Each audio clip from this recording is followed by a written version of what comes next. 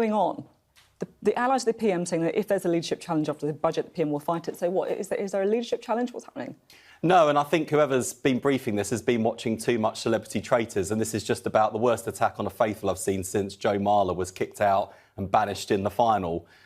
It's totally self-defeating briefing, not least because it's not true. And I don't understand how anyone thinks it's helpful to the Prime Minister either to suggest he's fighting for his job at a time when, last time I saw him on Monday evening to talk about violence against women and girls and how we tackle it, he's fighting for the country and trying to turn it around from the absolute mess that we inherited. So what's your message then to people who have been briefing this? What would you say to them? Well, firstly, I'd like to commend them for at least taking on board the feedback about sexist briefings, because we've seen this before. Lucy Powell, Bridget Phillipson, Angela Rayner could go around pretty much the entire cabinet table. So at least they're picking on one of the boys now. But in all seriousness, it doesn't help anyone.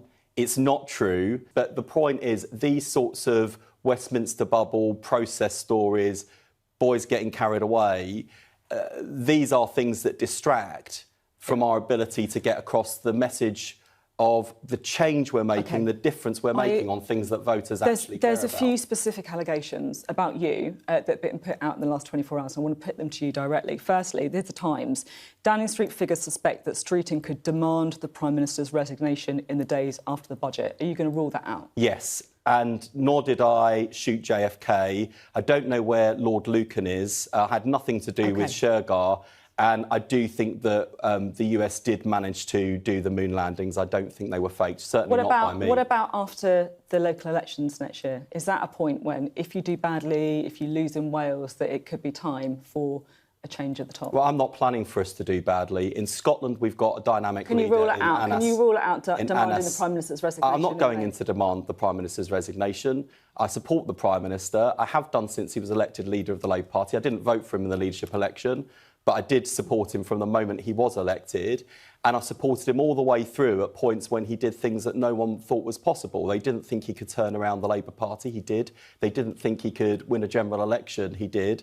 People are now questioning whether he can change the country. He will. But I suppose the tragedy is everything I've just said about Keir's record, about confounding his critics, are things that I have said regularly and repeatedly whenever I've been asked questions about how he's doing or how the government's doing. So you haven't had the only thing that this has achieved is distracting me from talking about the fact that when the Prime Minister and I announced we were going to abolish NHS England, reduce the size of my department, the NHS, by 50%, you will talk about and cut through layers of management bureaucracy, lots of people said, well, this isn't going to happen. Have you had any conversations with anyone about getting rid of Keir Starmer? No, and I tell you what I think this does show is that when Lucy Powell stood to be Deputy Leader of the Labour Party and said there needed to be a culture change in how we lead and how the party is managed, I think she has been vindicated. Is it rotten? Do you think that's a rotten culture? No, I wouldn't go that. No, and I'm not going to give whoever's behind this any more kind of oxygen and credit. I do think that going out and calling your Labour MPs feral is not very helpful. I do think that trying to kneecap one of your own team when they are out, not just making the case for the government, but actually delivering the change that we promised, I think that is also self-defeating and self-destructive behaviour. I also think whoever did this doesn't speak for the Prime Minister. I speak for the Prime Minister. That's why I was asked to come on this morning to talk about the reform agenda in the NHS. I think the reassurance there, and you mentioned the budget, and the Chancellor does have a really difficult job, and she is having to weigh up some choices that she knows will be unpopular, but she thinks they're right.